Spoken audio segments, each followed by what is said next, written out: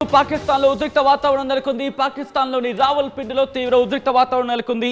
Adiala jail దగ్గర PTI మద్దతుదారులు నిరసన వ్యక్తం చేస్తున్నారు. ఇన్ఫాక్ట్ పీటీఐ అంటే పాకిస్తాన్ కి సంబంధించి పాకిస్తాన్ మాజీ ప్రధాని ఇమ్రాన్ ఖాన్ పార్టీ. ఆ పీటీఐ మద్దతుదారులు ప్రస్తుతం నిరసన వ్యక్తం చేస్తున్నారు. పాకిస్తాన్ మాజీ ప్రధాని ఇమ్రాన్ ఖాన్ జైల్లో మరణించినట్లు ప్రస్తుతం వార్తలు చక్కర్లు కొడుతున్నాయి. ఇమ్రాన్ ను కలిసేందుకు జైలుకు వెళ్తున్నారు ఇమ్రాన్ ఖాన్ సోదరు. ఇన్ఫాక్ట్ ఇమ్రాన్ ఖాన్ సోదరిమణుడు. లోపలికి వెళ్లేందుకు అనుమతి ఇవ్వలేదు పోలీసులు. దీంతో పీటీఐ మద్దతుదారులపై పోలీసులు లాఠీ చార్జ్ చేశారు. తమపై కూడా పోలీసులు దాడి చేశారంటున్నారు ఖాన్ సిస్టర్స్. జుట్టు పట్టుకుని నేలకి ఇచ్చారనే ఆరోపణలు గుప్పించడం జరుగుతోంది. 3 వారాలుగా ఇమ్రాన్ ను కలవడానికి అనుమతించలేదు పోలీసులు. దీంతో అక్కడ ఉద్రిక్త వాతావరణం నెలకొంది. ప్రస్తుతం పీటీఐ మద్దతుదారులు ఆ జైలు ముందే నిరసన వ్యక్తం చేస్తున్న ఆ దృశ్యాలు మీరు చూడడం జరుగుతోంది ఆర్టీవీ స్క్రీన్ మీద. గత కొన్ని రోజులుగా జరుగుతున్న పరిణామాలకు సంబంధించి మాట్లాడుకుంటున్న క్రమం. ఒక్కసారి అక్కడ దృశ్యాలను చూద్దాం.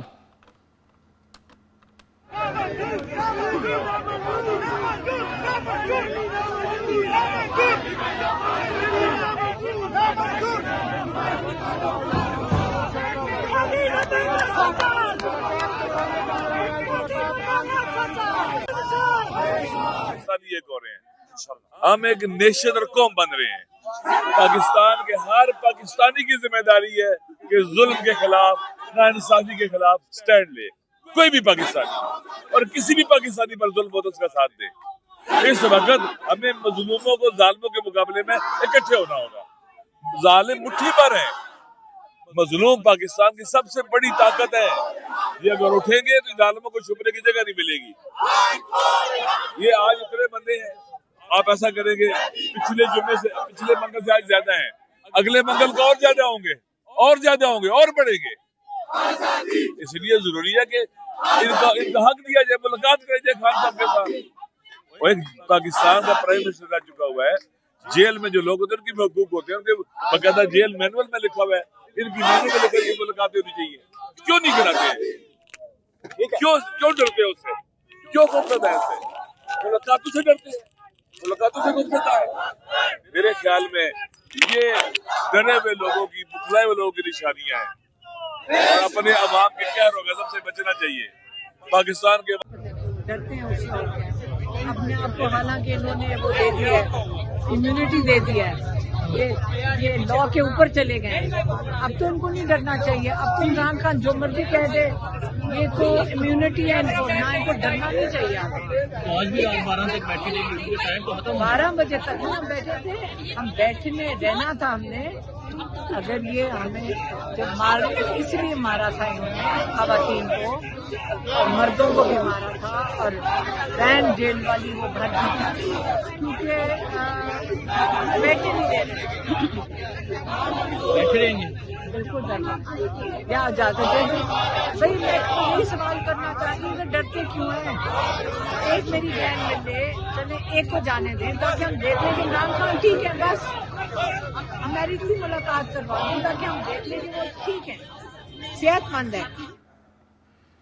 రైట్. పాకిస్తాన్లో ప్రస్తుతం ఉద్రిక్త వాతావరణం నెలకొంది. గత కొద్ది రోజులుగా జైలు జీవితం అనుభవిస్తూనే ఉన్నారు పాకిస్తాన్ మాజీ ప్రధాని ఇమ్రాన్ ఖాన్. అయితే ప్రస్తుతం ఇమ్రాన్ ఖాన్ ఇక లేరు, ఇమ్రాన్ ఖాన్ మరణించారు అనే వార్తలు ప్రస్తుతం ఇటు ప్రపంచవ్యాప్తంగా వార్తలు చక్కర్లు కొడుతున్నాయి. ఇటు ఆఫ్ఘనిస్తాన్ టైమ్స్ అంటూ ఒక పత్రిక కూడా, లేకపోతే ఒక ప్లాట్ఫామ్ కూడా దీన్ని ప్రచురించింది అంటూ కూడా ఒక అంశం ఇప్పుడు సోషల్ మీడియాలో, మరి ముఖ్యంగా ఎక్స్ వేదికగా చర్చ జరుగుతోంది. సో ఈ క్రమంలో ఒకవేళ పాకిస్తాన్ మాజీ ప్రధాని ఇమ్రాన్ ఖాన్ కనుక మరణించి ఉంటే ఎటువంటి పరిస్థితులని ప్రస్తుత ప్రభుత్వం ఎదుర్కోవాల్సి ఉంటుంది. At the same time Pakistan రాజకీయాలను ఎలా చూడాలి, డీటెయిల్గా మాట్లాడుకునే ప్రయత్నం చేద్దాం. జియో పాలిటిక్స్ని ఎప్పటికప్పుడు మనకి విశ్లేషణ అందిస్తూ తెలుగు రాష్ట్రాల్లో సుపరిచితులుగా ఉన్న కోటేశ్వరరావు గారి దగ్గరికి వెళ్ళే ప్రయత్నం చేస్తాను. ఒకసారి కోటేశ్వరరావు గారిని అడిగి తెలుసుకుందాం. కోటేశ్వరరావు గారు, ప్రస్తుతం పాకిస్తాన్ మాజీ ప్రధాని ఇమ్రాన్ ఖాన్ మరణించారు అంటూ ఒక వార్తలు చక్కర్లు కొడుతున్నాయి. ఆయన చూసేందుకు వెళ్తున్న ఆయన సిస్టర్స్ని కూడా వాళ్ళు ఎలో చేయటం లేదు, అక్కడ పోలీసులు కావచ్చు, అక్కడ వ్యవస్థ కావచ్చు. దీంతో వాళ్ళు నిరసన వ్యక్తం చేస్తున్నారు. సో ఎలా చూడాలి? ఆయన ఉన్నారనుకోవాలా, లేకపోతే ఎలా చూడాలండి ఇక్కడ పరిస్థితులని? ఇమ్రాన్ ఖాన్ కు సంబంధించి ఆయన గత నెల రోజులుగా జైల్లో ఆయన్ని ఎవరు కలుసుకోవడానికి అనుమతించట్లేదు అనేటువంటి వార్తలు వచ్చాయి. అది దాని కొనసాగింపుగానే బహుశా నిన్న ఈ రోజు కూడా ఆ విధమైనటువంటి కుటుంబ సభ్యులు సిస్టర్స్ కావచ్చు లేదా ఇతరులు కూడా చేస్తూ ఉండొచ్చు. నిజంగా అతనికి ఏదైనా అనారోగ్య సమస్య వచ్చిందా, లేకపోతే సోషల్ మీడియాలోనూ లేదా కొన్ని పత్రికల్లో బెలూచి విదేశాంగ మంత్రి పేరుతో ఒక ప్రకటన ఏమిటంటే అతన్ని చంపేశారు అని చెప్పేసి ప్రకటించినట్టుగా వార్తలు వచ్చాయి. అందువలన అఫీషియల్ గా ఇంతవరకు అలాంటిది ఉందని కానీ లేదని కానీ లేకపోతే అతని ఆరోగ్యానికి సంబంధించి కానీ ఇంతవరకు అఫీషియల్ గా ఎలాంటి స్పందన రాలేదు. ఎందుకని ఇవాళ ఉన్నటువంటి ఎన్విరాన్మెంట్ లో అది పాకిస్తాన్ అయినా లేదా మరొక దేశమైనా కానీ సోషల్ మీడియాలో లేకపోతే పాకిస్తాన్ ప్రభుత్వాన్ని వ్యతిరేకించేటువంటి బలూచిస్తాన్ తిరుగుబాటుదారులు చెప్పేటువంటి మాటల్ని మనం యాస్టీజ్ గా వెంటనే తీసుకోక్కర్లేదు. అదే సమయంలో వాటిని పూర్తిగా కొట్టిపారేయాల్సిన కూడా అవసరం కూడా లేదు. ఎందుకంటే పాకిస్తాన్ లో ఎప్పుడు ఏమైనా జరిగేటువంటి అవకాశం ఉంది.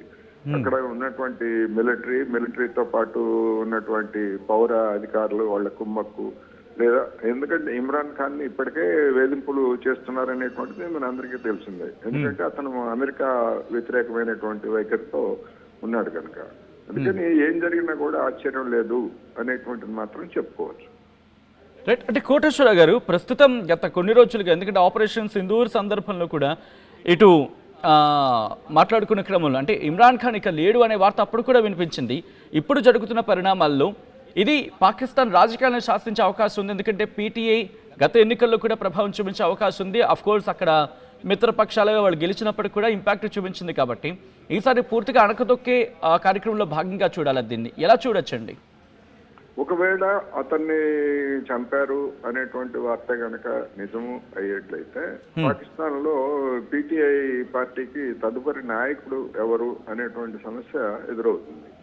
ఎందుకంటే ఇప్పటి వరకు అతను ఏకైక నాయకుడిగా అతనే ప్రాజెక్ట్ అయ్యాడు తప్ప అతని తర్వాత ఎవరు అనేటువంటిది గతంలో అంటే ఈ అది మన పార్లమెంట్ ఎన్నికలు జరిగినప్పుడు లేకపోతే ఆ ఎన్నికలన్నింటినీ కూడా బూటకంగా మార్చేసి చేసినప్పుడు కూడా ప్రత్యామ్నాయ నాయకత్వం గురించి ఎక్కడ చర్చ రాలేదు. అందుకని ఇప్పుడు ఇమ్మీడియట్ గా అటువంటి పరిణామం కనుక ఏదైనా జరిగేట్లయితే మద్దతుదారులుగా ఉన్నటువంటి వాళ్ళు సహజంగానే ఆందోళనకు దిగుతారు. అంతకు మించి ఇప్పటికిప్పుడు పాకిస్తాన్ రాజకీయాల్లో వచ్చేటువంటి పెను మార్పులు అయితే ఏమీ ఉండవు అనేది మాత్రం నేను అభిప్రాయపడుతున్నాను. బట్ ఇమ్రాన్ ఖాన్ ప్రభావం పాకిస్తాన్ రాజకీయాల మీద ఉండే అవకాశం ఉందా? ఎందుకంటే పాకిస్తాన్ సైన్యం చేతుల్లో నిర్మోహమాటంగా అక్కడ పాకిస్తాన్ సైన్యం చేతుల్లోనే రాజకీయాలు ఉంటూ ఉంటాయి.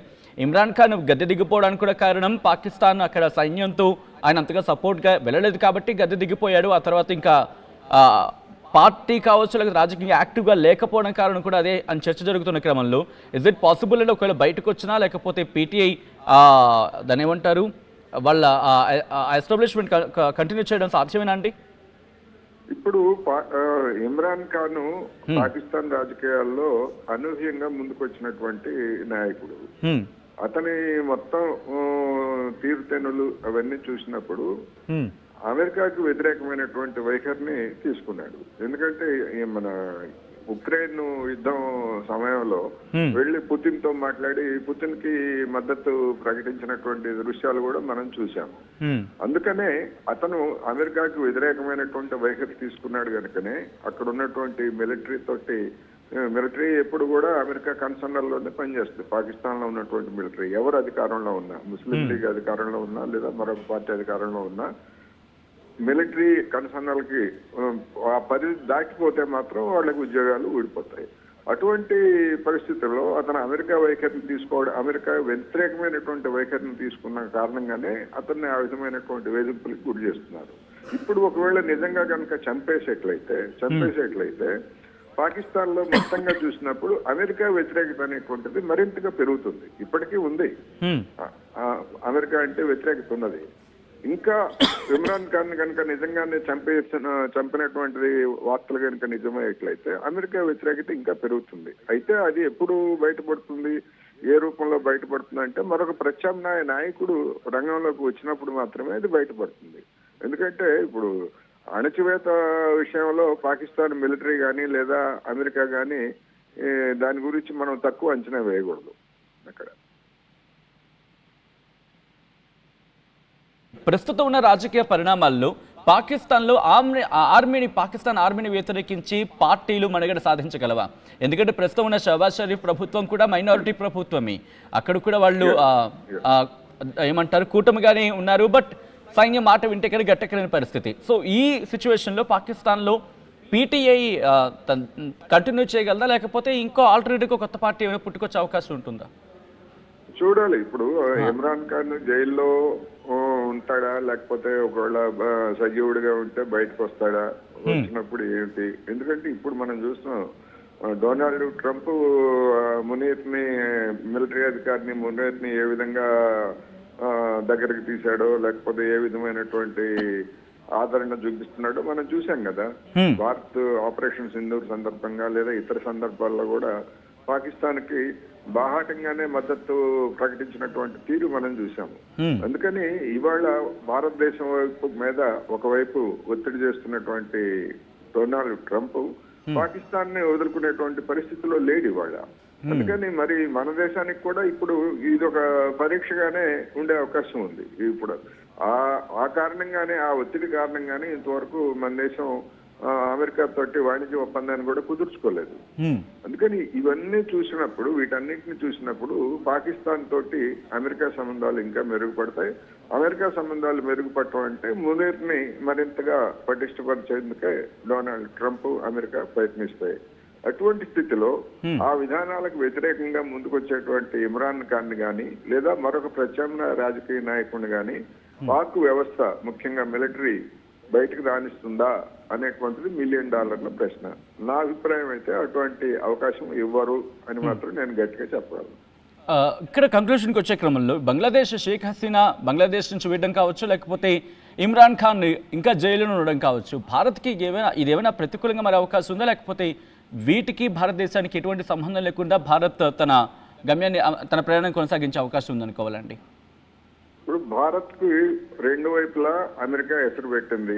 ఆ ఎసురు పెట్టినటువంటి దానిలో భాగంగానే షేక్ హసీనా భారత్ వైపు మొగ్గి అమెరికాని వ్యతిరేకించినటువంటి నేపథ్యంలోనే ఆమె మీద కుట్ర చేసి, రెండోదిగా కుట్ర చేయడానికి అనుకూలమైనటువంటి వాతావరణాన్ని ఆమె కూడా కలిగించారనుకోండి, పాలనలో వైఫల్యమో లేకపోతే అవినీతి ఇటువంటి. అందుకని అక్కడ అమెరికా తిష్ట వేసింది. ఇప్పుడు రెండో వైపు పాకిస్తాన్ లో అంతకుముందే తిష్ట వేసింది, అది మొదటి నుంచి కొనసాగుతా ఉంది. అందుకని ఈ రెండు పరిణామాలు కూడా ఆమెకి మరణశిక్ష విధించడం, మరి అక్కడ ఉన్నటువంటి యుఎస్ ప్రభుత్వం మన వ్యతిరేకమైనటువంటి వైఖరి తీసుకోవడం, పాకిస్తాన్ లో ఇటువంటి పరిణామాలు, ఇవన్నీ కూడా మనకి గతంలో ఒకవైపునే మనకి సమస్య ఉండేది పాకిస్తాన్ వైపు నుంచి. బంగ్లాదేశ్ వైపు నుంచి మనం పెద్దగా పట్టించుకునే వాళ్ళం కాదు. కానీ ఇప్పుడు బంగ్లాదేశ్ వైపు నుంచి కూడా వచ్చేటువంటి సమస్యల్ని మనం సీరియస్ గా తీసుకోవాల్సినటువంటి అవసరం కూడా కలుగుతా ఉంది. అందుకని మన ప్రభుత్వం మీద, కేంద్ర ప్రభుత్వం మీద మరింత ఒత్తిడి రాబోయే రోజుల్లో మరింత ఒత్తిడి పెరిగేందుకు కూడా ఈ పరిణామాలు దోహదం చేస్తాయి.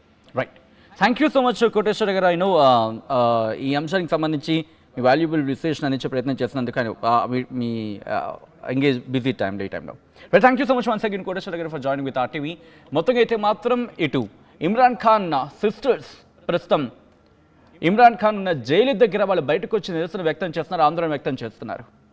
మావాడు ఉన్నాడా లేడా, మావాడిని చంపేస్తారా? ప్రస్తుతం ఇదే ప్రశ్న వాళ్ళు సంధించడం జరుగుతోంది. గత కొద్ది రోజులుగా ఎందుకు మమ్మల్ని కలవనీయటం లేదు అని చెప్పి ఇమ్రాన్ ఖాన్ సోదరిమణులు అక్కడ ప్రభుత్వాన్ని, అక్కడ రక్షణ వ్యవస్థను ప్రశ్నిస్తున్నారు. ఏం జరిగింది, ఎందుకు కలవనీయటం లేదు, అసలు ఏం వచ్చింది, మీకేం వచ్చింది? మావాడిని మేము కలిస్తే తప్పే ఉంది, జైలు శిక్ష అనుభవిస్తున్నాడు కదా, అనుభవించనియండి, శిక్ష వేస్తే శిక్ష వేయండి, కానీ ఉన్నాడా, చంపేశారా, సమాధానం చెప్పాలి కదా మీరు అని చెప్పి అక్కడ ప్రభుత్వాన్ని ప్రశ్నిస్తున్నారు ఇమ్రాన్ ఖాన్ సిస్టర్స్. ఇప్పుడు ఇమ్రాన్ ఖాన్ ఉన్నాడా లేడా, అంటే సజీవంగా ఉన్నాడా? ప్రస్తుతం ఈ ప్రశ్నే తెర మీదకి వస్తోంది.